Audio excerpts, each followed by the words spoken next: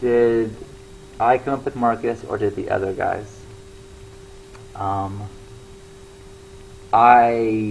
Rocco came up with the idea of a puppet character, and he gave me the puppet, and he said, alright, you need to think of a voice to do for the puppet. And so, I think I've told this before, but I'll tell it again, I don't care. And so I'm sorry, I am sorry. God damn. And so I was thinking of like a higher pitch, like meh, like that kind of thing.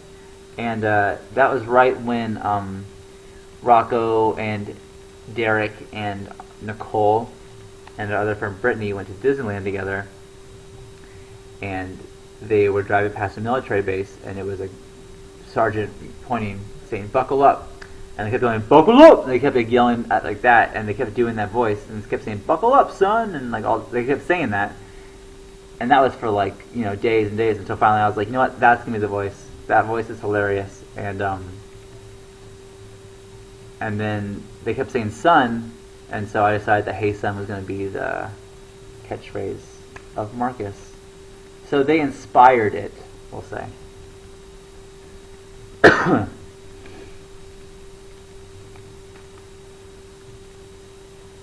I was definitely worried that Marcus wasn't going to work. I didn't know. I was never a puppet before. I never did that before. As dumb as it is, I had to learn to do puppetry. I guess, but it's just like, I realized that there's a lot of times that you look at the first things, I go like this because I'm used to having the puppet in my hand. So to me, this is Marcus because that's what my brain tells me is Marcus. But I used to look around.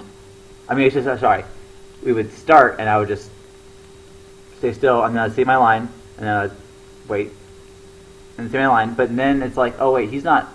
After watching it, it's like, oh wait, he's not acting. He's just standing there and talking, but he's not alive, if you will. So I, move him around and open his mouth a little bit, or if something crazy happens, I really open his mouth. You go.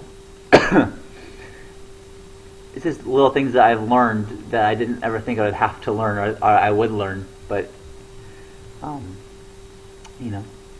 But it's funny. I am very attached to that puppet, like I would be to a, I guess, stuffed animal you'd have when you're a kid. I feel like me and this puppet have went through a lot together.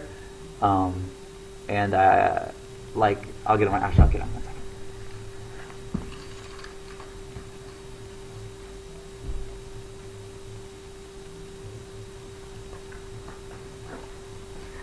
I'm not going to do the voice, just so we're all clear, because that's embarrassing for me. But I'll show you little things about Marcus that maybe you guys didn't know, because we're talking about nothing. I'm waiting for a podcast to convert. So, in version 1, episode 6, the part where he gets his face hit into the ground and he says, it looks like he's been making out with the fireplace. He got thrown into the dirtiest thing ever, and we've never washed him because we didn't want to ruin it or whatever. So his nose, if you can see, is still a little black. It's a little covered in stuff or whatever. It's weird. It's funny because you'll never be able to know this, I guess, unless you put Marcus on your hand. But there is a definite imprint where my thumb goes. I have a thumb.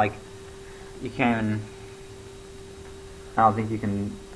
You can kind of see inside, but there's an imprint of oh, my thumb goes here, and then the top of his mouth right up here. There's another or my other fingers go. So it's already worn and rested. My hand fits right. It's like a glove. It fits right in.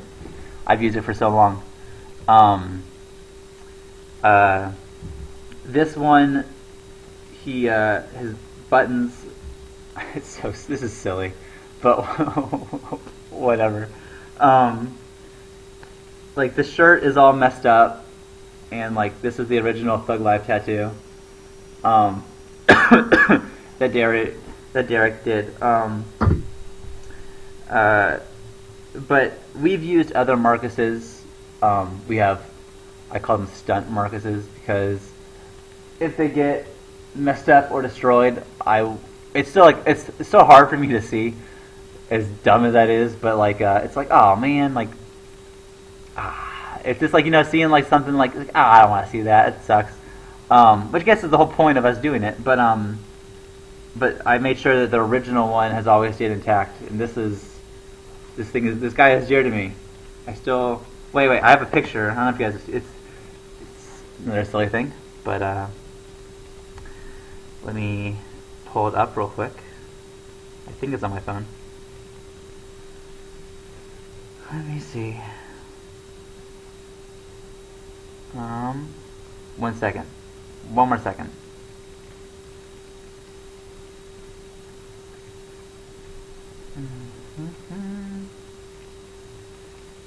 Let's keep going. Oh, here we go. My wife, Jenny, brought Sawyer in one day, and so we took these silly pictures of... Oh, so bright. Can you see that?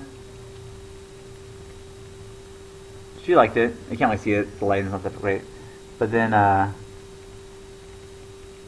was doing the Marcus for her, and she was kind of freaked out by it. You can't see it. She's like a little white nothing. But alright, there we go. That's better. And then wait, I'll show that one again because I can figure out the lighting. It's cute, right? Anyways. And then one more. This is what we do here. This is what we do here. Anyways. Yeah.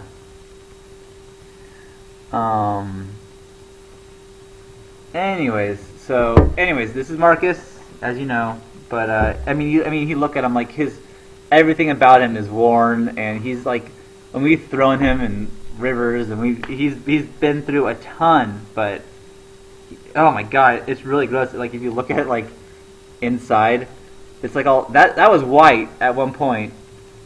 That was white, but but he's just old. He's 10 years. This guy's 10 years old. That's pretty old.